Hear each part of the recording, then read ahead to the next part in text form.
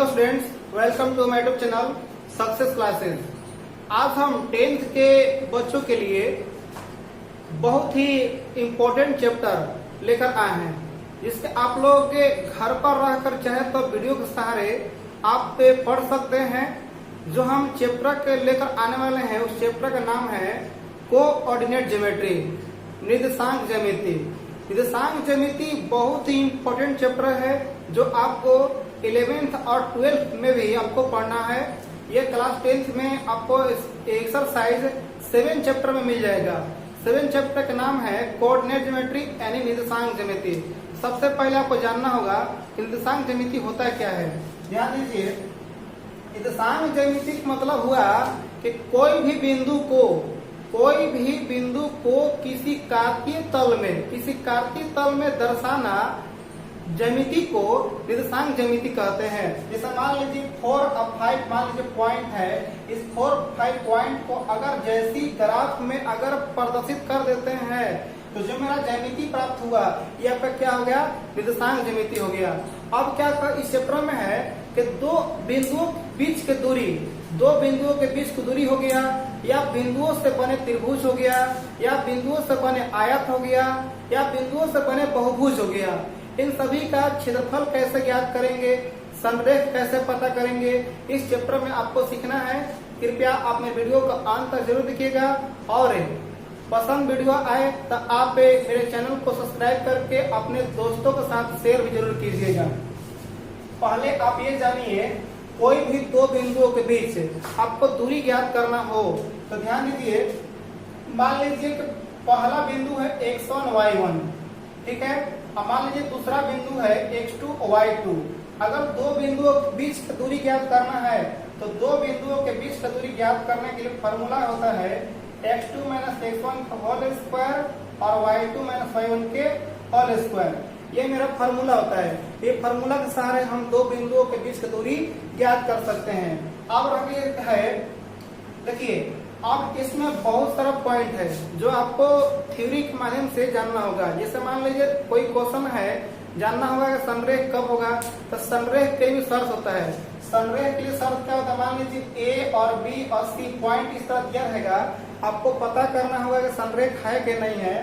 तो सबसे पहले क्या करना आपको होगा कि ए और सी के बीच का डिस्टेंस ज्ञात करना होगा, और फिर ए और बी का डिस्टेंस ज्ञात करना होगा, और फिर बी और सी के बीच डिस्टेंस ज्ञात करना होगा। अब डिस्टेंस ज्ञात करने के बाद जो सबसे बड़ा मान होगा उसको आप AC मानिए, और दोनों छोटे पॉइंट को जो दूरी आएगा उसको AB और BC मानिए। चाहे तो आप ABC केवल मान सकते हैं, सबसे बड़ी दूरी को C मान लीजिए और दो छोटी दूरी को A और B मान लीजिए। और संरेख का शर्त होता है जो आपको सबसे जो अधिक जो मान आया उसका मान और दोनों छोटे मान दोनों को अगर ऐड कर देंगे, अगर ये दोनों आपस में अगर बराबर आता है तो हम ये कहेंगे संरेख होगा। अगर बराबर नहीं आएगा तो हम मान लेते हैं संरेख नहीं है। संरेख का ये शर्त होता है कि तीनों दूरी में से सबसे बड़ी दूरी और दो छोटी दूरी के योग के अगर बराबर होगा तो संरेख होगा, और दो छोटी दूरी के बराबर योग नहीं होगा तो संरेख नहीं होगा। ये तो संरेख का शर्त हो गया। इसी प्रकार आपको जानना होगा कि आयत का शर्त क्या होता है, वर्ग का शर्त क्या होता है, समचतुर्भुज का शर्त क्या होता है। तो आप 8वीं कक्षा में, 9वीं कक्षा में और 7th 6th आप पढ़े होंगे कि आयत किसे कहते हैं, परिभाषा। देखिए, सारा चीज परिभाषा से ही निकलेगा। आपको पता कि मान लीजिए आपको निर्देशांक ज्यामिति से आपको आयत सिद्ध करना है, तो आयत सिद्ध कैसे करेंगे। देखिए, आपको आयत सिद्ध करने के लिए ना आपको क्या करना होगा। देखिए, आयत सिद्ध करने के लिए क्या करना पड़ेगा, आपको 6 बार डिस्टेंस निकालना होगा। कहने का मतलब क्या, आपको पता होगा कि आयत किसे कहते हैं, यानी दो अपोजिट यानी दोनों विपरीत भुजा आपस में क्या होने चाहिए, बराबर होने चाहिए। यानी देखिए, यानी कहने का मतलब AB और CD आपस में क्या होने चाहिए, बराबर होने चाहिए। ये आपका लंबाई हो गया, आपका लेंथ हो गया, और AD बराबर क्या हो गया, BC, ये आपका क्या हो गया, ब्रेथ हो गया, यानी आपका ये चौड़ाई हो गया।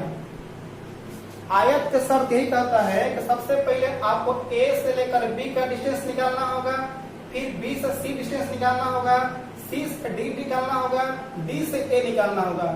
ये चारों भुजा निकालना होगा और चारों भुजा निकालने के बाद आपको ये आना चाहिए, अगर आम यानी ए बी की दूरी और सी डी के बीच की दूरी आपस में अगर बराबर आएगा और ए डी की दूरी और बी सी की दूरी आपस में बराबर आना चाहिए, और साथ में ए सी यानी पहला विकर्ण और बी डी यानी दूसरा विकर्ण यानी बराबर होनी चाहिए, तब जाकर हम कह सकते हैं कि वह चतुर्भुज आयत होगा। क्योंकि देखिए आयत जब भी आपको प्रूव करना होगा ना तो आपको यही करना होगा, यानी आमने सामने भुजा बराबर, आमने सामने के बीच की दूरी बराबर होना चाहिए और विकर्ण भी बराबर होनी चाहिए। इसी प्रकार वर्ग होता है, वर्ग में क्या होता है, वर्ग में भी आपको 6 बार दूरी निकालना होगा। चारों भुजाओं के बीच की दूरी ज्ञात करना होगा, बराबर आनी चाहिए और उन विकर्ण भी आपस में बराबर होनी चाहिए। अगर ये सब आप निकाल लेते हैं तो आप आसानी से पता कर सकते हैं वह आयत होगा कि वर्ग होगा कि समचतुर्भुज होगा। समचतुर्भुज तभी होगा जब आमने सामने के भुजा के बीच की दूरी अगर बराबर होगी लेकिन उसमें विकर्ण बराबर नहीं होती है। ध्यान दीजिएगा, विकर्ण अगर बराबर नहीं होगी और आमने सामने के भुजा के बीच की दूरी बराबर होगी तो कह देंगे कि वो समांतर चतुर्भुज होगा। और उसी प्रकार वर्ग अगर मान लीजिए चारों भुजा बराबर है, चारों भुजा के बराबर मतलब के बीच की दूरी अब विकर्ण बराबर नहीं है तो वह वर्ग नहीं होगा, वह समचतुर्भुज हो जाएगा। तो अब हम देखिए क्वेश्चन पर आते हैं।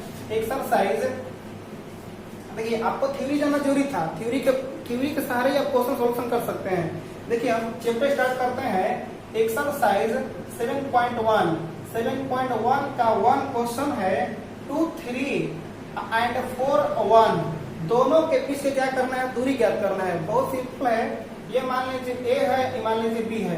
देखिए आपको इंडिकेट करना रहता है, आप इंडिकेट कोई से कर सकते हैं, ए बी से करिए, पी क्यू से करिए, जो आपको अच्छा लगे। देखिए अब आपको पता होना चाहिए दोनों बीच के डिस्टेंस ज्ञात करने के फॉर्मूला होता है कि x2 माइनस x1 का होल स्क्वायर और प्लस y2 माइनस y1 के होल स्क्वायर। यहाँ से आप देख सकते हैं ये आपका x1 है, ये y1 है, ये x2 है, ये y2 है। आप फॉर्मूला कीजिए, यानी 4 माइनस 2 का होल स्क्वायर हो गया और 1 माइनस 3 के होल स्क्वायर हो गया। यहाँ से आप देख सकते हैं 4 में से 2 गया 2 का स्क्वायर, 1 में से 3 गया माइनस 2 का स्क्वायर, यानी आपका ये 4 हो गया, ये 4 हो गया।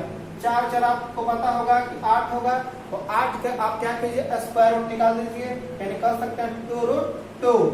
इसमें देखिए ये इसमें कोई दूरी का मात्रक दिया नहीं है कि मीटर है कि किलोमीटर में है। आप जब भी आपको दूरी है ना तो आप कर दीजिए कि 2√2 मात्रक यानी यूनिट। आपका डिस्टेंस कुछ भी हो सकता है, मीटर सेंटीमीटर कुछ भी हो सकता है। ये आपका फर्स्ट क्वेश्चन था। इसी प्रकार फर्स्ट का सेकंड क्वेश्चन देखिए। आप चाहे तो वीडियो को पॉज करके आप सॉल्यूशन नोट कर सकते हैं और में हर एक चैप्टर वाइज वीडियो बहुत सारा बनाए हैं। आप मेरे चैनल को सब्सक्राइब करके आप मेरा एनसीईआरटी का ऑल लेसन हम सॉल्यूशन किए हैं, आप चाहे तो देख सकते हैं। अब देखिए सेकंड क्वेश्चन है, -5 और 7 एंड -1 और 3 डिस्टेंस ज्ञात करना है। मान लीजिए ए बी, हमें डिस्टेंस ज्ञात करना है, यानी x2 माइनस x1 के होल स्क्वायर और y2 माइनस y1 के होल स्क्वायर। यहाँ ध्यान दीजिएगा -1 अब माइनस का हो जाएगा प्लस, यहाँ होल स्क्वायर हो गया 3 माइनस 7 के होल स्क्वायर। आप देख सकते हैं 5 में से किया 4 का स्क्वायर हो गया, 3 में से 7 किया -4 का स्क्वायर हो गया। यहाँ पर 16 और प्लस 16 दोनों लगा 32 हो गया। आप 32 को स्क्वायर निकाल दीजिए, 4√2। बहुत ही आसान है।